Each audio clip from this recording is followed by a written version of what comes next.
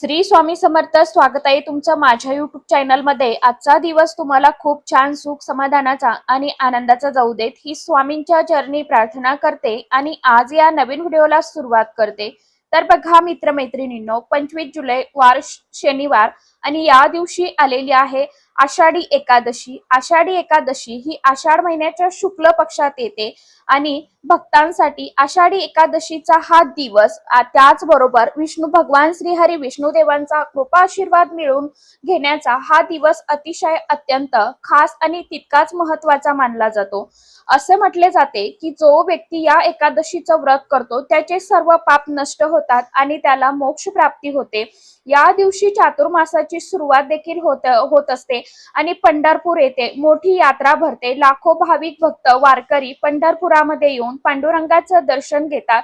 विठ्ठलाच्या नावाने अवघी पंढरी दुमदुमून जाते. आषाढी एकादशीला देवशयनी एकादशी किंवा महा एकादशी असं देखील म्हटलं जातं. त्या दिवशी भगवान श्रीहरी विष्णुदेव हे 4 महिने योग निद्रेत जातात आणि या काळाला चातुर्मास म्हणतात.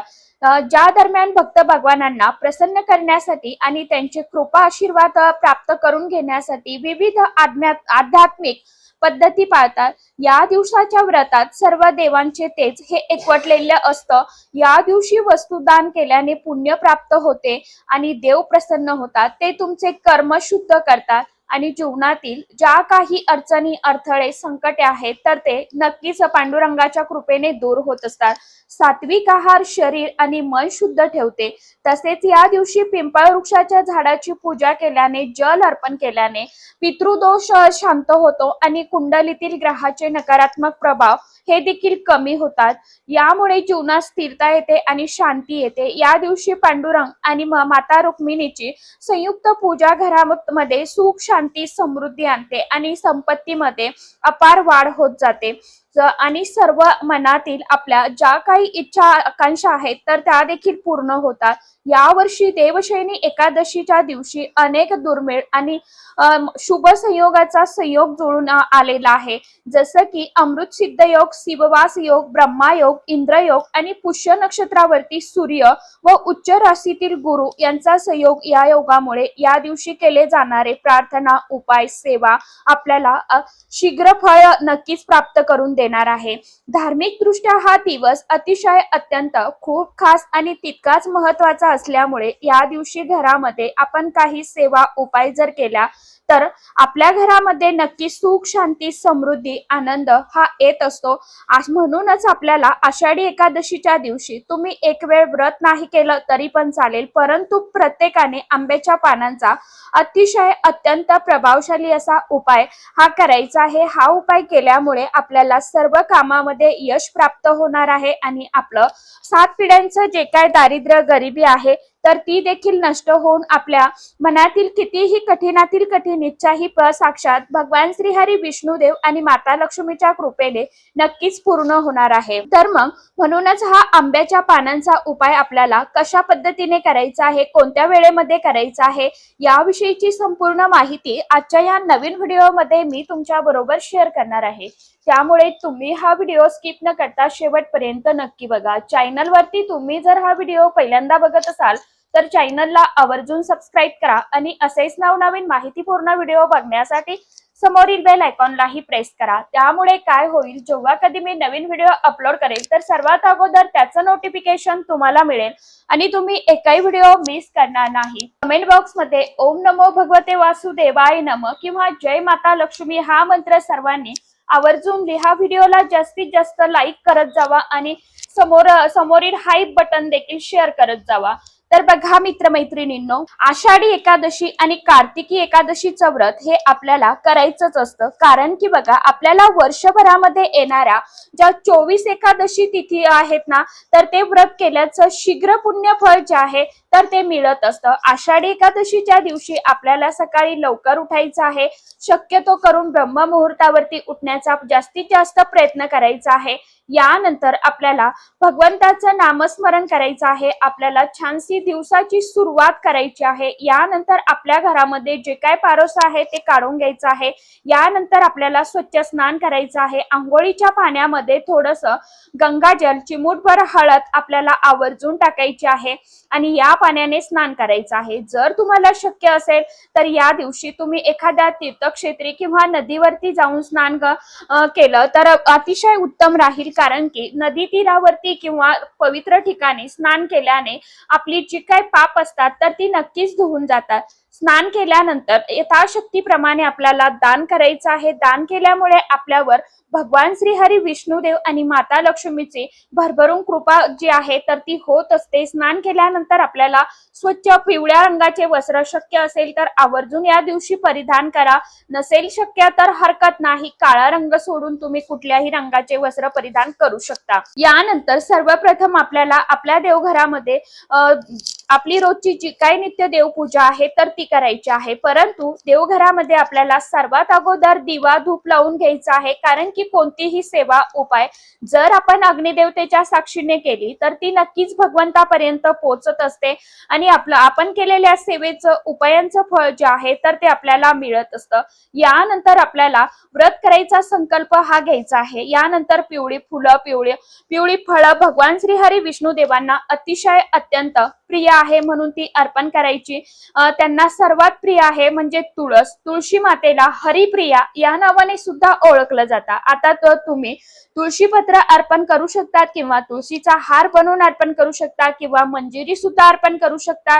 आपण तुळशीपत्र अर्पण करणार आहोत त्यावेळी आपल्याला आपल्या मनातली इच्छाही पूर्ण होण्यासाठी आपल्याला मनोमन प्रार्थना करायची आहे। असं केल्यामुळे आपल्या सर्व मनातील इच्छा मनोकामना आहेत तर त्या भगवान श्री हरी विष्णू देवांच्या कृपेने पूर्ण होतात। यानंतर आपल्याला विष्णू सहस्रनामाचं पठण करायचं आहे किंवा मग मोबाईलवरती युट्यूबला लावून द्यायचं आहे आणि श्रवण करायचं आहे। त्याचबरोबर आषाढी एकादशीचं व्रत कथेचं पठण किंवा श्रवण सुद्धा करून घ्यायचं आहे।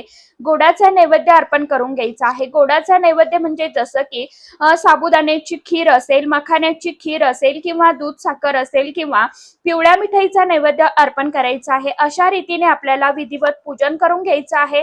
ज्योतिषशास्त्रानुसार ग्रहाची स्थिती अनुकूल राहण्यासाठी झाडे आणि वनस्पतीची पूजा केली जाते। त्यामुळेच हिंदू धर्मात काही झाडं आणि वनस्पती आहेत ज्यांना देववृक्ष मानले जाते। या वृक्षाची पूजा केल्याने देवी देवतांची कृपा प्राप्त होत असते। आंब्याचं झाड मंगळाचं कारक आहे। आंब्याचे झाड हे मेष राशीचे कारक मानले जाते, म्हणूनच आंब्याच्या पानांचा शुभ कार्यात वापर केला जात असतो। आंब्याच्या पानाशिवाय पूजा जी आहे तर ती अधुरी मानली जाते, म्हणूनच आपल्याला आंब्याची पानं जी आहे तर ती पूजेमध्ये वापरायची आहे। बघा, आंब्याच्या झाडाला साक्षात देवादिदेव महादेवांनी वरदान दिलंय की ज्या घरामध्ये आंब्याच्या झाडापासून किंवा आंब्याच्या पानांपासून काही प्रभावशाली उपाय किंवा सेवा केल्या जातील त्या घरावरती अखंड माता लक्ष्मीची कृपा ही होणार आहे। आंबा हे सुख, शांती, समृद्धीचं आणि विपुलतेचं प्रतीक आहे। त्याचबरोबर आंबा हे बजरंग बलीचं प्रिय व आवडीचं फळ सुद्धा आहे आणि ज्या घरामध्ये आंब्यापासून काही प्रभावी सेवा उपाय केल्या जातात त्या घरावरती खास विशेषतः बजरंग बलीची कृपा ही होत असते। अशा घरावरती कोणत्याही प्रकारची वाईट बाधा किंवा वाईट शक्तीचा प्रभाव पडत नाही। कलशामध्ये आंब्याची पानं ठेवली जातात जी माता लक्ष्मीचं प्रतीक मानली गेली आहे, म्हणूनच आषाढी एकादशीच्या दिवशी आपल्याला आंब्याच्या पानांचा हा प्रभावशाली उपाय जो आहे तर तो सर्वांनी आवर्जून करायचा आहे। तर बघा, हा उपाय करण्यासाठी आपल्याला 1 लोटा भरून पावसाचं पाणी लागणार आहे। पावसाचं पाणी हे गंगाजला समान आणि पवित्र असतं, म्हणूनच आपल्याला 1 लोटा भरून, तांबा भरून पावसाचं पाणी जे आहे तर ते धरून ठेवायचं आहे। त्याचबरोबर आपल्याला शुद्ध गाईच्या तुपाचा दिवा सुद्धा तयार करून घ्यायचा आहे। 2 अगरबत्ती, धूप अगरबत्ती घेऊन आपल्याला घराजवळ असणाऱ्या जिथे कुठे जवळपास आंब्याचं झाड असेल तिथे जायचं आहे। तिथे गेल्यावरती आपल्याला सर्वात अगोदर दिवा धूप प्रज्वलित करून घ्यायचा आहे, अगरबत्तीने दिव्याने ओवाळून घ्यायचं आहे आणि त्यानंतर हे जे पावसाचं पाणी आहे तर ते आपल्याला आंब्याच्या झाडाला अर्पण करायचं आहे। त्यानंतर आंब्याच्या झाडाला आपल्याला 11 प्रदक्षिणा आवर्जून करायच्या आहे। प्रदक्षिणा करून झाल्यावर पानावरती आपला जो उजवा हात आहे तर तो आपल्याला आंब्याच्या खोडाला लावायचा आहे आणि आपल्या मनातील जी काय कठीणातील कठीण इच्छा असेल तर ती बोलायची आहे। कारण आंब्याचं झाड हे दैवी वृक्ष आहे, अनेक देवी देवतांचा आंब्याच्या झाडामध्ये वास असतो। यानंतर आपल्याला आंब्याच्या झाडाची 7 पानं ही तोडायची आहेत। आता एकादशीच्या दिवशी कोणत्याही झाडाची पानं किंवा फांदी जी आहे तर ती तोडली जात नाही किंवा फुलं ही तोडली जात नाही। म्हणूनच तुम्ही काय करू शकता तर बघा, आदल्या दिवशी तुम्ही आंब्याची 7 पानं घरी आणून ठेवायची आहे किंवा मग अगदी झाडाखाली गळून पडलेली असेल तर ती सुद्धा तुम्ही घेऊ शकता। या त्या पानापैकी 7 पानं आपल्याला घरी आणायची। आता ही पानं घरी आणल्यानंतर आपल्याला त्या पानांना स्वच्छ धुवून पुसून घ्यायचं आहे। यानंतर आपल्याला काय करायचं आहे, प्रत्येक आंब्याच्या पानावरती आपल्याला हळदी कुंकवाने एक एक टिका जो आहे तर तो लावायचा आहे। त्यावरती आपल्याला काढून घ्यायचा आहे। हळद लावल्यामुळे आपल्या कुंडलीतील गुरुग्रह हा बलवान होतो।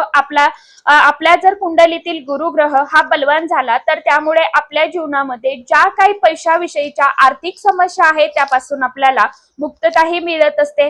आता ह्या 7 आंब्याच्या पानांपासून आपल्याला एक तोरण जे आहे तर ते बनवून घ्यायचं आहे। यानंतर हे तोरण जे आहे तर ते आपल्या मुख्य प्रवेशद्वारावरती लावायचं आहे। परंतु हे लावण्या अगोदर आपल्याला आपला मेन दरवाजा जो आहे तर तो स्वच्छ पुसून काढायचा आहे। त्यावरती हळदीने स्वस्तिक काढायचा आहे। स्वस्तिक मध्ये 4 डॉट द्यायचे आहे, साईडला 2-2 लाईन ओढायच्या आहे। आपला उंबरठ्याला सुद्धा आपल्याला उंबरठा सुद्धा स्वच्छ करून पुसून घ्यायचा आहे। उंबरठ्याला हळदीचं लेपन करायचं आहे आणि नंतर हे आंब्याचं तोरण जे आहे तर ते आपल्याला आपला जो मुख्य मेन दरवाजा आहे त्यावरती बांधायचा आहे।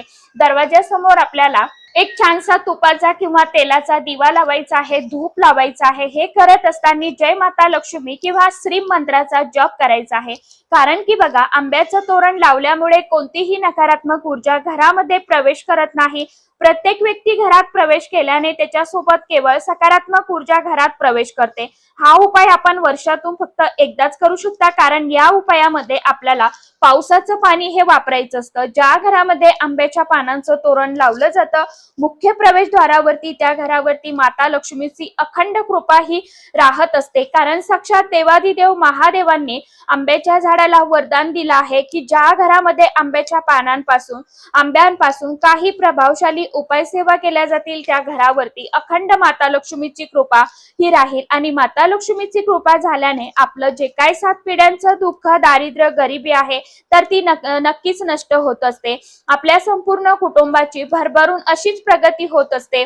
त्याचबरोबर जर तुमच्या घरामध्ये भरपूर प्रमाणामध्ये नकारात्मक ऊर्जा वाटत असेल, घरामध्ये सतत भांडण, वादविवाद होत असतील, आजारपण येत असेल तर तुम्हाला काय करायचं आहे, एक ग्लास भरून, पेला भरून पावसाचं पाणी घ्यायचं आहे। त्यामध्ये आपल्याला एक आंब्याचं पान ठेवायचं आणि ग्लासभर पाणी जे आहे तर ते आपल्याला काही वेळाकरता आपल्या देवघरासमोर ठेवायचं आहे। यानंतर हे पाणी तिथं आपल्याला उचलायचं आहे आणि असं हे जल जे आहे तर ते संपूर्ण घरामध्ये आपल्याला फिरवायचं आहे, शिंपडायचं आहे। त्याचबरोबर मुख्य प्रवेशद्वारावरती सुद्धा थोडंसं आपल्याला शिंपडून घ्यायचं आहे। आपल्या घरामध्ये जेवढे पण सदस्य असतील, व्यक्ती असतील, त्या प्रत्येक सदस्यांवरती सुद्धा आपल्याला हे जल जे आहे तर ते थोडंसं शिंपडायचं आहे। जल आपण संपूर्ण घरामध्ये, त्याचबरोबर आपल्या घरातील मुख्य प्रवेशद्वारावरती आणि आपल्या घरातील प्रत्येक व्यक्तीवरती शिंपडल्यामुळे आपल्यामध्ये जी काय घरामध्ये असणारी जेवढी पण नकारात्मक ऊर्जा आहे, नजरबाधा आहे, इडापिडा आहे, दोष आहेत, तर अलक्ष्मी आहे तर ती घरातून निघून जाते आणि त्या घरामध्ये कोणत्याही प्रकारचे दोष नसतात। त्याच घरामध्ये माता लक्ष्मी आगमन करत असते। म्हणूनच आपल्याला नेहमी आपल्या घरामध्ये सकारात्मक वातावरण राहावं, कुठल्याही प्रकारची नकारात्मक ऊर्जा आपल्या घरामध्ये प्रवेश करू नये म्हणून आपल्याला हा आंब्याच्या पानांचा उपाय खास करून आषाढी एकादशीच्या दिवशी करायचा आहे। अशा काही ठराविक तिथी असतात, अशा तिथींवरती आपण जर काही छोटे मोठे उपाय केले, सेवा केल्या तर त्याचे नक्कीच आपल्याला फळ जे आहे तर ते मिळत असते। परंतु आपण उपाय सेवा करत असताना तेवढी श्रद्धा, आपला विश्वास असणं सुद्धा तितकंच गरजेचं आहे। सोबतच आपल्याला कष्ट आणि मेहनत सुद्धा करायची आहे। उपाय आपण का करत असतो, कुठेतरी जीवनामध्ये आपण राबतो, भरपूर प्रमाणामध्ये कष्ट करतो, परंतु काही वेळा आपण केलेल्या कष्टाचं, मेहनतीचं फळ जे आहे तर ते आपल्याला मिळत नाही। कारण की आपले ग्रह जे आहेत तर ते कमजोर झालेले असतात। म्हणून आपले ग्रह मजबूत व्हावे, आपल्या कष्टाला मेहनतीला आपल्या नशिबाची साथ मिळावी म्हणून आपण अशा प्रभावशाली तिथींवरती हे छोटे मोठे उपाय केले तर नक्कीच त्याचं फळ जे आहे तर ते मिळत असतं। आशा करते व्हिडिओमध्ये सांगितल्याप्रमाणे उपाय नक्की करून बघा। आशा करते व्हिडिओमध्ये सांगितलेली माहिती सर्वांना समजलीच असेल। ज्यांना काही समजलं नसेल त्यांनी कमेंट बॉक्समध्ये विचारू शकता। तर चला, आजच्या व्हिडिओमध्ये इतकीच माहिती होती। कशी वाटली नक्की सांगा। व्हिडिओ आवडला तर चॅनलला आवर्जून लाईक शेअर सबस्क्राईब जरूर करा। परत भेटूया नवीन माहिती सोबत, नवीन व्हिडिओंसोबत। तोपर्यंत सर्व माझ्या युट्यूब परिवाराला श्री स्वामी समर्थ।